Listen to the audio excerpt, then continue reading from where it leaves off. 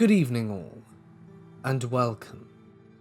I apologize for my absence, but I have been quite unwell as of late, and have only now come back to my full strength. It being October, the month of spooks, I do have a number of fantastic stories in line, so stick around this month for all the creeps. But for now, it's time to get comfortable. There could be someone watching you, a creeper perhaps.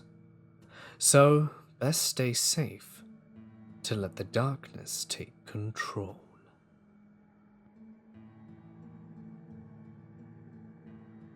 This is from when my parents first began living together. Katie grew up in a fairly large city, just a few hours from our village. Her mother was a nurse who occasionally brought medical supplies to the more remote areas of the state and provided vaccines for those who wanted them.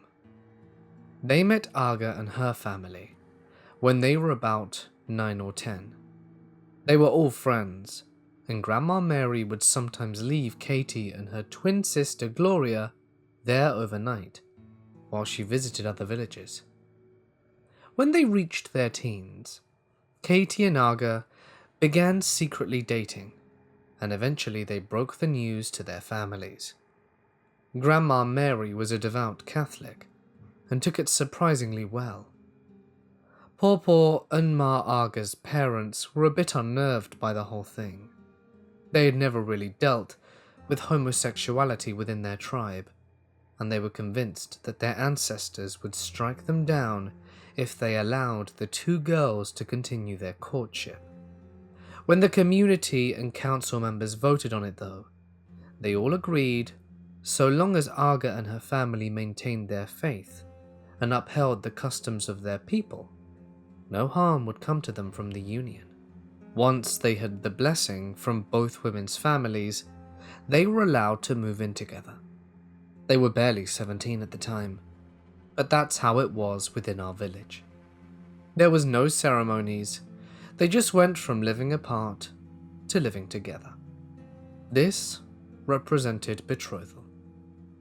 The house they moved into was small, and only about a half-mile away from the main house, where we eventually moved. But at the time, it was Papa and Moore's house. Katie and Aga swear that the shack was once a charming little cottage, with a beautiful red door and matching shutters. But all I know is that it's currently a condemned structure that gives me splinters just looking at it. Aga worked with her father on most weekdays. Her older brother was a fisherman and he had no interest in the family business, so my mother was next in line to inherit. She loved the cemetery and the funeral home because she felt that she enjoyed providing a place for closure to those who were going through the most challenging times in their lives. Sometimes she worked long hours, so Katie would spend most of her time in the town teaching, or at the house cleaning or cooking. At the time, she wasn't too put off with the cemetery in her backyard. It was a peaceful place, and she never gave it a second thought. One afternoon, she was outside cleaning the windows. She had music playing from the radio inside, so she didn't hear the truck approaching on the dirt path until it was right behind her. She didn't recognize that it was one of Aga's family members' vehicles, so she immediately stopped what she was doing so that she could welcome the stranger. She was a debutante, and hospitality was very important. The man who stepped out the truck was white, which wasn't odd there. There were a few families in the valley, and even some Russians. They rarely made it to this part of the property though. The main house was where the funeral home was, and all business was performed up there. Thinking that he may have been lost, Katie waved at the gentleman, who had to have been in his late 30s to early 40s. He was handsome, with an almost rugged look to him. Overall, he seemed very approachable. The only thing that seemed off about him was his lack of jacket. He was only wearing a flannel shirt and blue jeans. It was 30 degrees out in our town in this part of the country, where it can sometimes be dark all day. This was one of those times. With no sun and a substantial amount of wind, it was foolish to go outside without some sort of coat. Katie was only out there because the windows were driving her nuts. "How can I help you?" she asked him as he meandered towards the porch. "Do you have a dog?" The guy seemed out of breath as he looked about the property, as though he were looking for something. No dog," Katie told him. The stranger pointed to the wooded area on the east side of the property. "There's a dog stuck in a trap just off the path over there. Do you know whose it might be? It's brown with a black muzzle." Immediately, Katie stepped off the porch and looked towards the trees. "I have no idea. Could you not get it out of the trap?" She was, and still is, a sucker for animals. She has a habit of bringing home strays and injured wildlife to this day. "I don't have any tools with me." The gentleman pointed to his truck. "Do you have a crowbar or even a screwdriver? I can probably take the trap apart if you don't mind keeping the thing calm while I do it." It didn't occur to Katie that it would probably have been better to get someone stronger to assist him than zeroing in on a petite woman who could barely reach the top of her windows. It also didn't occur to her that the man had driven from a different part of the property, and that he would have come from the other side of the house if he was coming from the woods. All she knew was that a dog was hurt, and that she wanted to help it. She ran into the house and dug through the chest, where they kept all the tools that Arga's brother had given them when they moved in. She found the tools he requested, as well as some flashlights, and followed him to his truck. She had not yet been jaded by a world filled with criminals and pervs, so she didn't think twice about going off with a fellow Good Samaritan. The man drove fast, and when they got close to the edge of the forest, he drove off the path to get a shortcut that most of the hunters in the area used. It dawned on Katie that the man didn't have a gun rack in the cab of his truck, and that he was hardly dressed for a hunting trip. She glanced at the floor behind her seat, searching for a coat or some kind of jumper that he may have changed out of, but she didn't see anything of the sort. When the truck stopped, she asked him about his attire. She suggested that they go to her brother-in-law's cabin to get a coat, and he immediately refused. "My jacket is with the dog," he explained, motioning for her to follow him up the path. "The poor thing looked cold, and I wanted him to be at least a little comfortable as he waited for me." This eased Katie's nerves. He's a nice guy, taking care of a dog. They walked up the path that Katie had only ever been on once or twice before. As kids, they explored the woods, but they never went into this area for fear of being shot. With no daylight, they would at least be safe from hunters, but there were still other elements to worry about, like bears and foxes.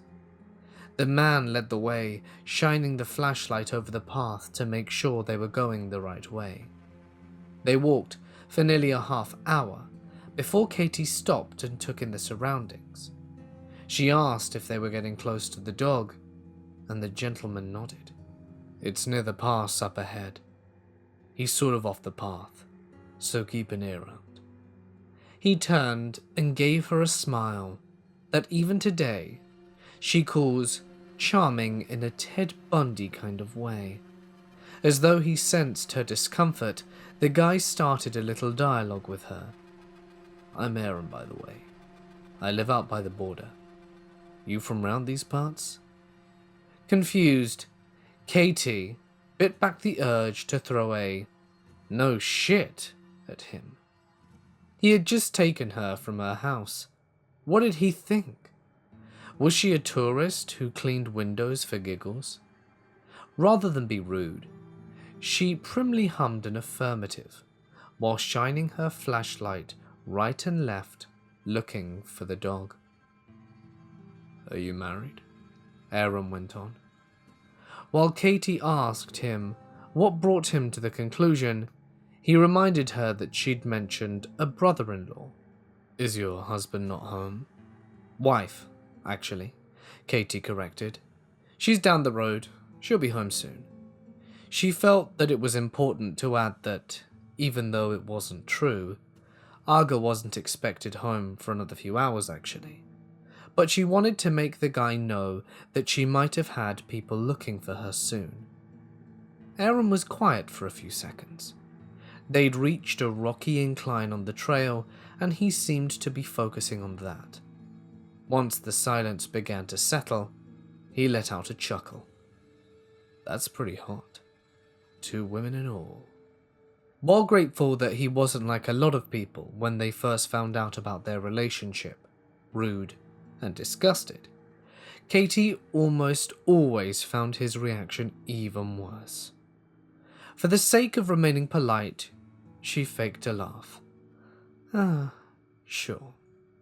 So, how do you know?" He stopped walking and turned to face her.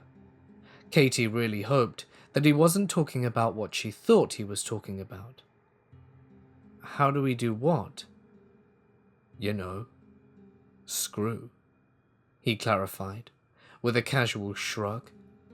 Disgusted, Katie stepped back. "That's none of your business."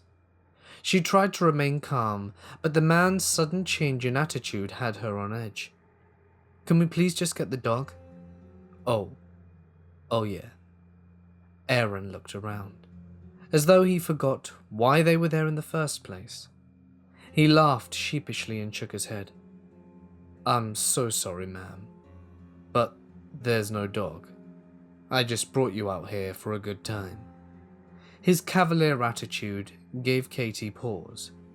She let his words sink in for a second, figuring that she had to have misheard. But when he began to unzip his pants, she knew that she had heard right. In Katie's retelling of the event, some small details change here and there, but one thing was always constant in her response at that exact moment of realization. Shit. She didn't give him a chance before slamming her flashlight repeatedly into his head, throat, and chest. She basically hit him as many times as she could until he fell to the ground. When she knew he was unconscious, she turned on heel and ran back the way they came. She didn't know exactly where she was, but she figured that if she stayed on the path, that she would eventually find her way. And she was right. She saw the truck at the edge of the field, right at the opening of the path. She checked the vehicle, and was relieved to see that he'd left the keys in the ignition. She drove it across the field towards the main house, where she found Pawpaw, Aga, and Aga's brother Cal. The 3 of them were horrified when they heard her account of what had just happened, and the men immediately went into the woods to find the injured man. Meanwhile, Aga called the authorities, aka Jimmy, the town-appointed sheriff, with a collection of European muskets and 3 dogs that could tear the skin off a man's bone if ordered to.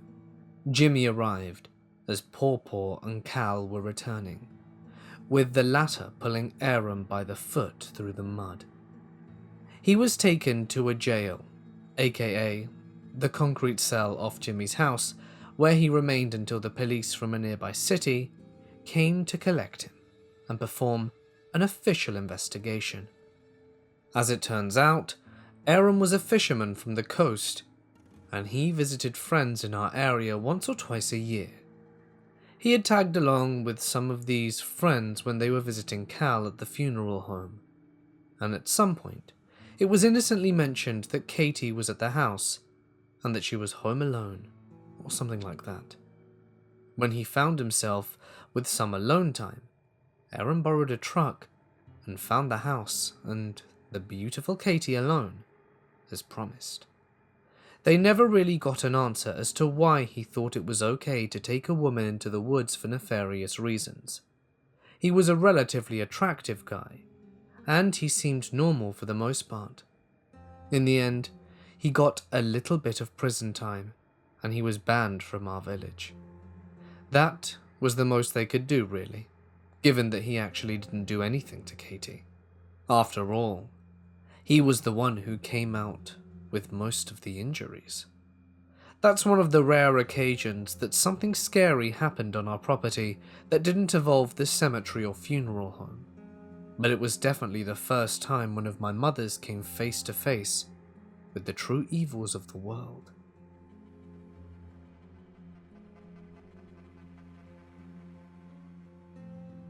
In 2011, I was an art and design student in London.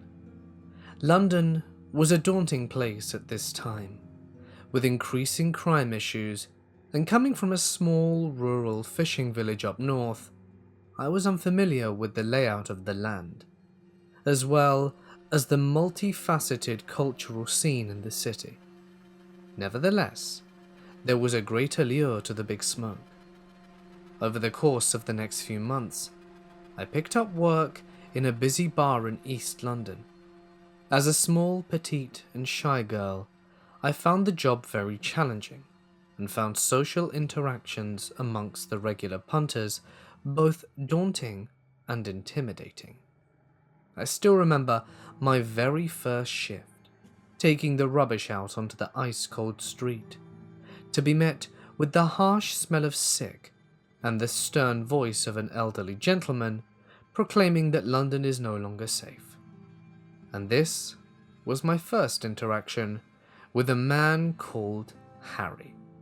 And while I initially grew inquisitive as to this man's nature, I soon receded into the solitary nature with which I was accustomed when faced with the stark realization of what this man was. As a regular at the pub, he was familiar with all regular servers, and as the pub was a small affair, the cozy nature often drew in the same crowd. As an outsider entering a big city for the first time, and with an increasing distaste for my opted-for degree, I'm sad to admit that I began neglecting my studies, and with the extortionate cost of living in London, it was necessary for me to pick up more hours at the pub. I grew to trust Harry, and equally, he began to confide in me. There was something about this man that intrigued me. There was a lot more below the surface, and I wanted to find out what that was. Over the course of the next few weeks, he confided in me about his family life, which seemed fairly normal. And I'm not one to quickly judge, but there were some subtle clues that this man drowned a deprived sorrow in his mind. However, one day, Harry stopped coming to the bar. This was not picked up on by anyone else as similar to me. Harry appeared to be an outsider, which was part of the reason we bonded so much. Nevertheless, the loss of his presence did surprise me, and I was soon again alone in the bustling metropolis. A couple of weeks passed, and I had just started to accept the fact that Harry was never going to be seen again, which I attributed to a potential cross-country relocation, to be closer to the family he told me was up north too. That was, until I found the doll posted through the letterbox of my rented accommodation. The doll was dirty, with matted hair, and looked dated. My first inclination was that a delivery had been posted to the wrong address, yet no envelope or stamp was present. I will clarify at this point that I confided in no one about this strange occurrence, which I would in hindsight attribute both to my fear of crowds and underthinking the potential ramifications of this incident. I continued to work for a few more weeks at the bar, though as winter receded another strange occurrence materialized. I was tapped on the back by a bar manager and asked to follow her through the office beside the kitchen in the bar, which we often used for eating lunch or taking a brief break between busy times. I shrank into myself when I saw that a dress was pinned to the wall in the room, with a note pinned on it with my name. The dress had the same dated appearance as the child's doll, and was similarly dirty. My heart skipped a beat as I linked the two incidents, and immediately confided in my manager about the previous occurrence. I did not immediately link the two incidents to the disappearance of my workplace local Harry. That much I can attribute to my manager, who I am thankful for to this day, as she later attested to the fact that many years prior to my entering into the bar, Harry had lost his granddaughter, for which he was the primary carer, in a terrible childhood accident. He had spoken about it at length to the bar manager over the years, and apparently I had a strikingly similar appearance, particularly due to my petite nature. Needless to say, I left the job with immediate effect and moved back home. I never did see Harry again. But Harry, let's not meet again.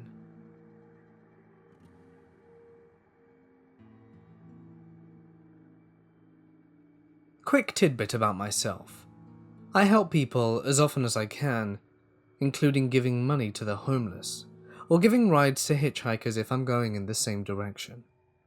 98% of the time, the worst I've encountered is awkward conversation and being asked if I have meth to sell.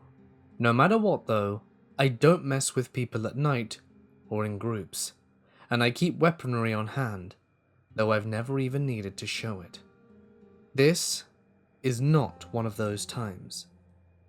I've lived in a lower income area of my city, and only about a half-mile from the local homeless shelter. So I've seen plenty of people in a sad state during the 2 years I lived there. My apartment building kind of sat in a small valley, with a little ravine across the street that deer hung out in. They liked our bus shelter on really rainy days, and I lived on the 3rd floor. So one day I come home. It's blowing snow at around 15 degrees. In my entryway is a dude sitting on the staircase. It was obvious he was homeless and looking for a place to warm up, as he was wearing 4 days' worth of clothes at once and had 2 backpacks with him. This isn't a big deal, as long as he's not still there when the building is locked up for the day.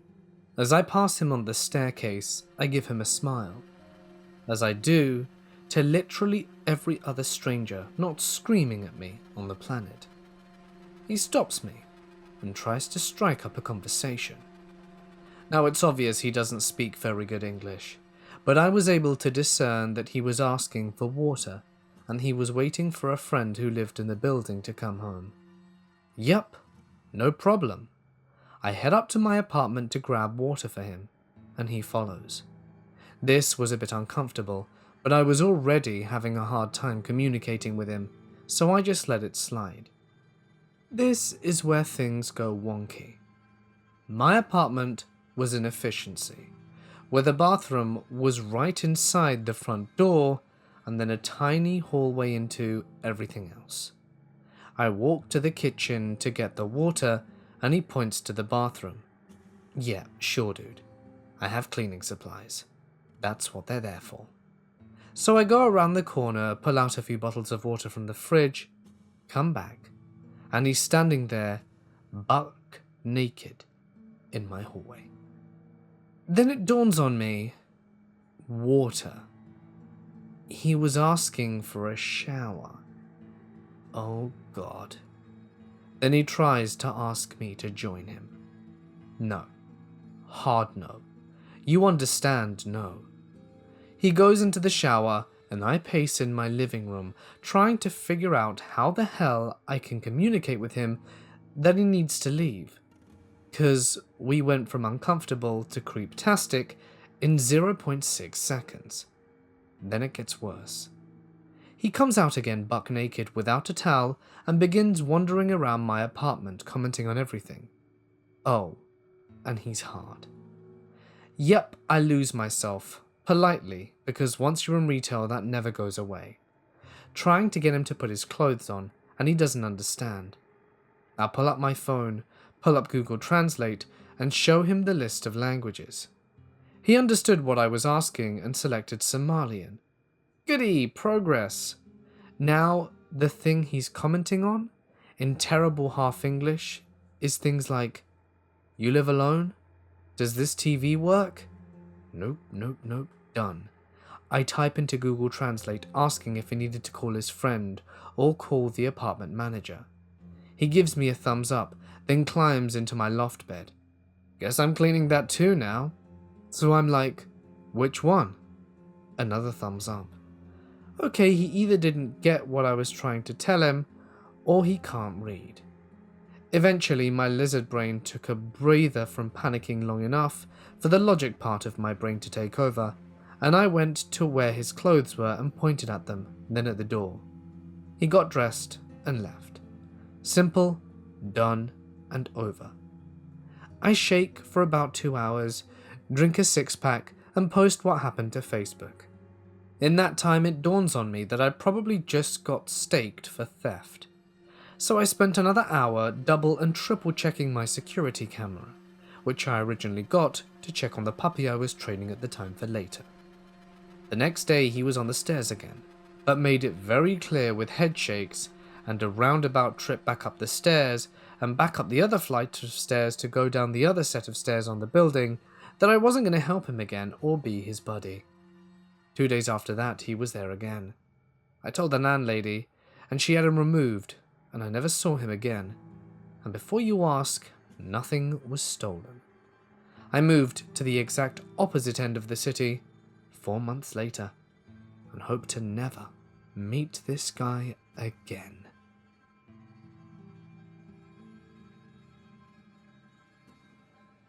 This happened about 4 years ago, spanning from the end of my grade 10 year to halfway through my grade 11. I was in the band room of my school, where my friends and I liked to hang out and eat our lunches, since we were all friends with the band teacher. But one day there was a few new people there. One of them was Tim. Tim was in grade 12. I was in grade 10. And we hit it off immediately. It was like we were almost the same person. Interests, hobbies, activities. I didn't see it at the time, but he was basing all of his likes off of mine. We exchanged information like Snapchat, Discord, phone number, the whole lot, and we spent a lot of time talking. This is where things started to go downhill. I was talking to him, and at this point we had known each other for about a week. He says to me that he's in hospital for attempting to end it all, and that he's really sorry. As soon as I saw this, I started crying, as I and other people we knew did actually have depression and similar thoughts. While he was in hospital for the week and a half he was there, he kept trying to get me to come see him, using the classic, "I'll finish it all if you don't come see me." I, however, could not want to go, as the mental health unit where I live has a strict family-only policy for the patient's safety. I explicitly told him that I could not see him, and he kept trying to manipulate me into doing so.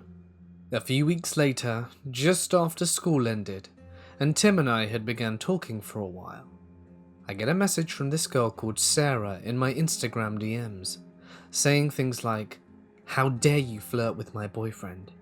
Why did you come onto him when he has a girlfriend?" Things like that.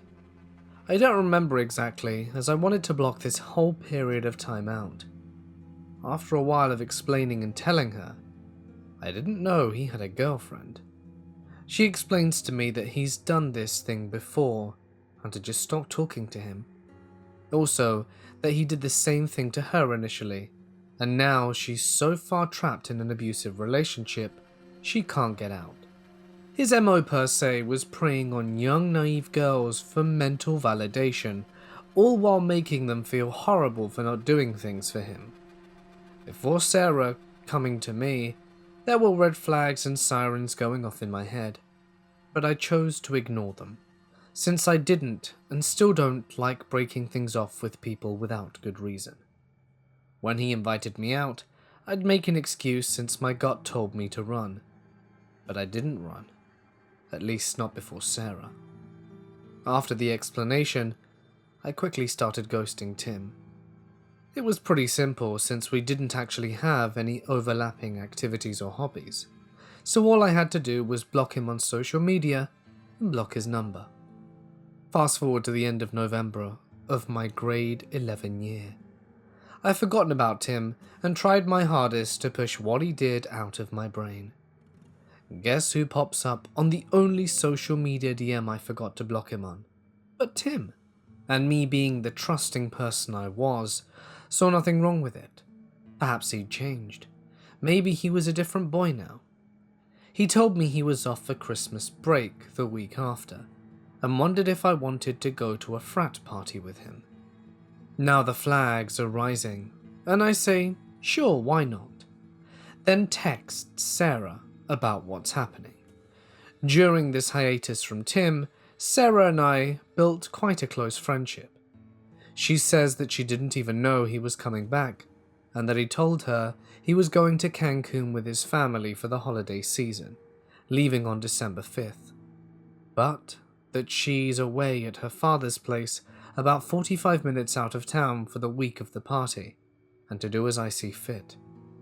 I wanted to have some fun, so I went. I was easily the youngest person there, as I was only 16, and didn't feel comfortable drinking at a place other than my own home, so I chose not to. Tim, however, does drink. Once he was drunk enough for his liking, we get up to go, and I know where I live pretty well.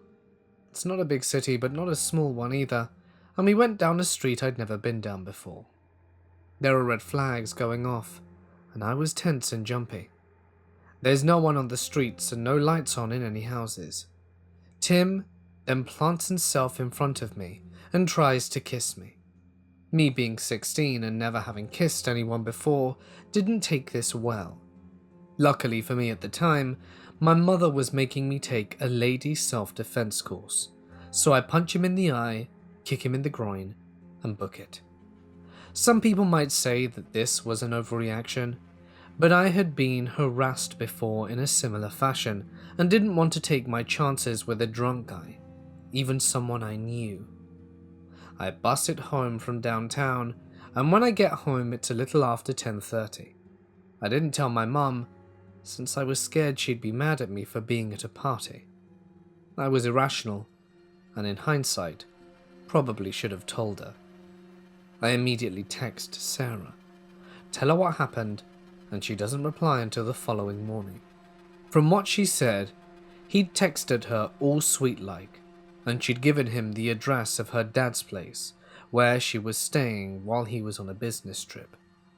He got there still drunk and pissed off, hit her a few times and verbally abused her until she had to leave and go to her mother's house. I tell Sarah that I'm sorry for what's happened and hope it never happens again, but that I cannot keep talking to her unless I want Tim out my life, which I didn't. Back to today, and Sarah is still with Tim, and I see her around sometimes with a black eye one day or a swollen cheek the next. To this day I have trust issues with guys, and it's extremely hard for me to form romantic relationships for fear that this will happen again. Before cutting off contact with Sarah, I did offer help, and she said that other friends had too, but that she didn't want people tied up in her mess. I still say hi every once in a while, maybe once a year just to catch up, but that's it. To the boy who mentally abused me and abuses his own girlfriend, let's never meet again.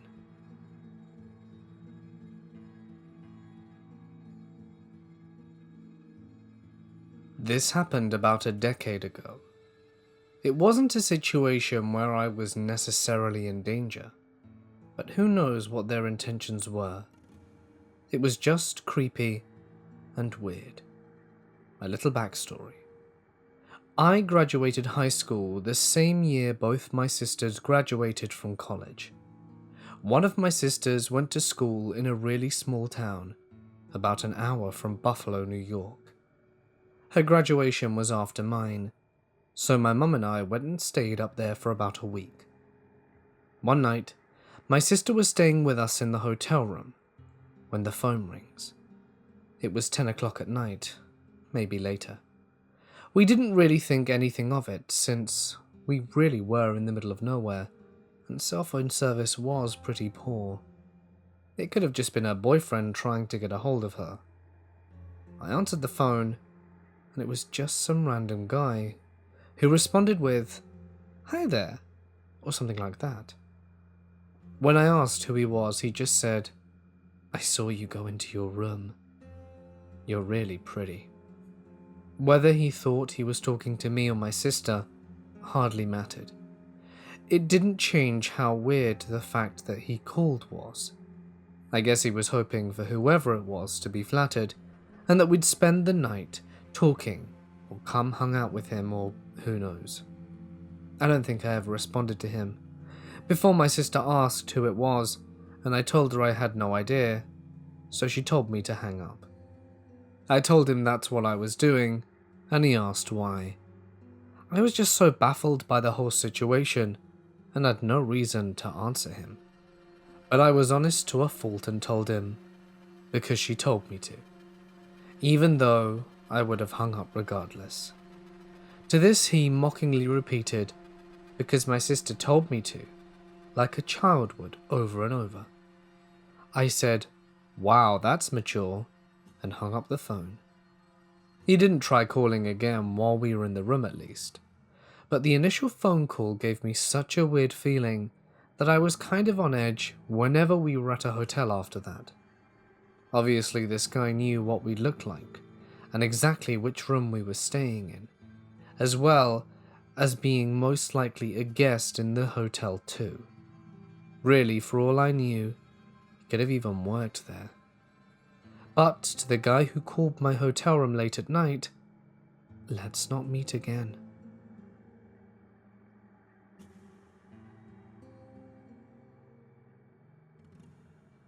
Hey guys, it's Mort here, and thank you so much for listening. I hope that you did enjoy tonight's installment of Creeper Stories. I'd also like to give a huge thank you, as always, to my incredible patrons who can be seen on screen now. If there is a story that you would like to share to have featured in an upcoming video, feel free to send it to my email or post it to my Reddit. If you would like your name featured at the end of the video, as well as a plethora of additional treats, then feel free to check out the link to my Patreon page, where for as little as $1 a month, you'll be helping me tremendously and keep creating the content that you enjoy.